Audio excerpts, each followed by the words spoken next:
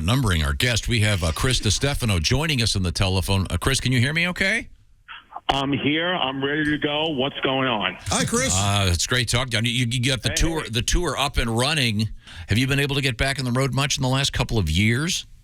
Yes, I have. I'm back out there. I'm one of those guys. I kind of came out immediately because I was living in a 300-square-foot apartment with 3 kids and 2 adults. So I was like, my life is hell. You know, I was like, honestly, I was like 2 weeks on a ventilator would be like going to Aruba. So I don't care at all. I'll just rather go out there.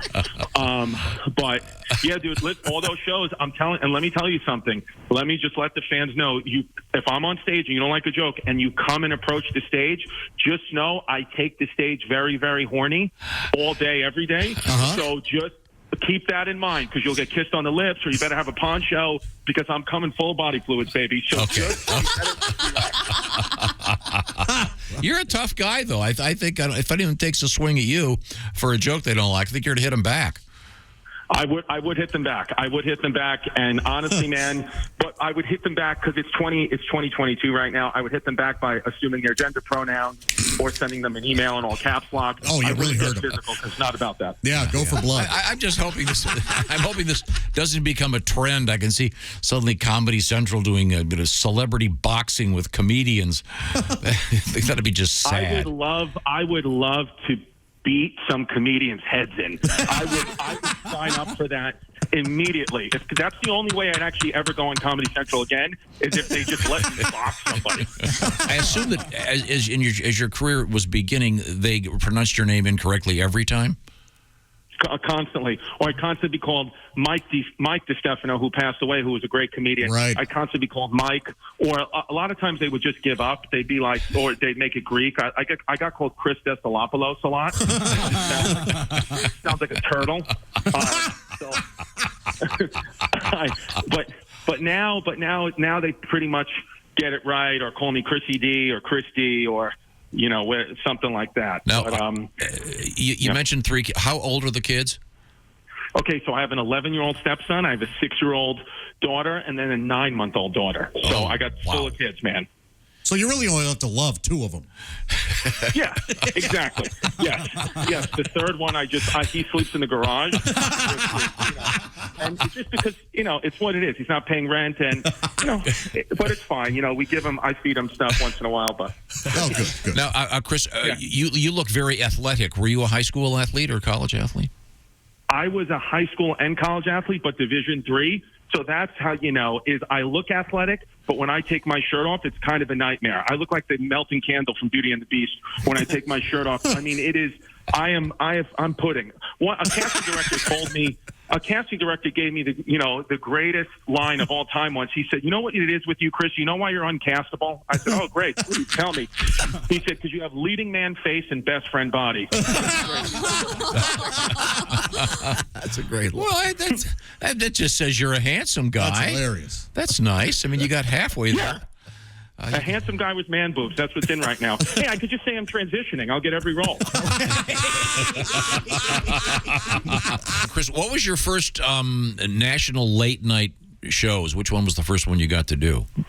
The very first one I got to do was David Letterman. And it was crazy because the other guest was John Travolta. Wow. And my mother was like fully more excited that she was going to get to meet John Travolta than, like, that's all she kept saying is, "I'm going to Letterman tonight, going to meet Travolta." I was like, "Yeah, your only child is also doing stand-up." And I remember they told me the morning of, I was just so clueless that I had to get a suit. Mm-hmm. So I went and just bought a suit right off the rack at Joseph A. Bank in Long Island. 3 sizes too big. I looked like I was wearing shoulder pads. Even Letterman was like, "Nice suit, buddy." I was like, "Thanks." and John Travolta, what the craziest thing was, this is 100% true. John Travolta was on, he was the guest before me. So I was going up next, and of course I was extremely nervous. And, John Travolta finishes his segment, then there's a 90-second commercial break, and he walks past me, John Travolta, and he goes, "Oh my goodness." He goes, "You have on a beautiful suit." I was like, "Thanks." It's from Joseph A. Bank. And he was like, okay. He was like, "Have you been on the show before?" And I said, "No, I've never been on the show." He's like, "Wow." He's like, "So this must be a big moment for you." I said, "Yes, it is." And then he put his hand right on my chest. like immediately on my chest. And he goes, "Oh my goodness, your heart is beating so fast." I was like, "Well, it's because you're massaging my nipple." But and you know what he says to me, and it was actually amazing what he said. My mother was right there dying. He goes, "Here's the thing, Chris. I can tell you're nervous." He goes, "You've done this already." I said, No, I haven't. I just told you I haven't been out there yet. It's my first time on TV. He said, No, you've done it. You've been vetted by Mr. Letterman. All these people had to make sure your set was okay. So the hard work is over. Now just go live your moment. Just go live your moment. Great. And I was like, oh, my goodness. And he literally calmed me down so much. And he said to me, he goes, "I'm going to watch you live this moment." He goes, I had a flight to catch, but I'm going to watch you. And I want to see you take this all in because this is a beautiful experience. And he goes, "I want to share in your positive energy." I was like, oh, my God. And with that, they call me out. And I really, it was the most relaxed set I've ever had in my life. To this day, I just felt like I was in the zone. And I couldn't, and it had a great set, and I was like, "Oh my God, I can't wait to see the response." I get back to the green room, and it's just my mother. I was like, "Mom, where's John Travolta?" She goes, "He left immediately." Well, he had done his work though. Yeah. I have the exact opposite story. We've had many comedians come in here, and Chick, do you remember the one where the guy's about to go on Johnny Carson, and they had a guy that would pull the curtain back for you? Oh yeah. And remember what he said to the guy? No, it's only your career, kid. Only your career, kid. That's all he said to luck. him. So that's nice that Travolta was cool about it. That's right. Chris DiStefano was our guest. I'm sorry, Chris, I got to reintroduce you. On tour once again. Chris is one of my very favorite comedians. Chris was, we hung out in New York last time we were doing the show from the CBS studios there, and he took the time and trouble to come over, which I certainly appreciate, and we'll be heading to New York again once we get completely COVID-free. But I'm glad that you're able to go out there back and see the people. Just to go back to your Letterman show, do you by chance remember the first joke you told on the show? The first joke. Well, the thing is, I don't remember the very first joke. The first joke was a little bit fumbled because, again, Travolta had just had his hand on my chest. So not only I was going out there relaxed, but I also had an erection. So right. Go down. Yeah. You're not wearing any underwear under your suit pants. So I went commando. Go down. What was the first joke? I might have immediately made fun of my accent, or I actually can't. Wow, that's crazy. It was one of the biggest moments of my career, and I can't even remember the first joke. Wow, nothing matters. No, it really doesn't. It was probably a set. You'd probably done that set. Well, what did they give you? 5 minutes, whatever. You'd probably done it 50 times before you went out there. So Travolta was right. You had already lived the moment in a way. But well, you know what is another great learning lesson from that time is.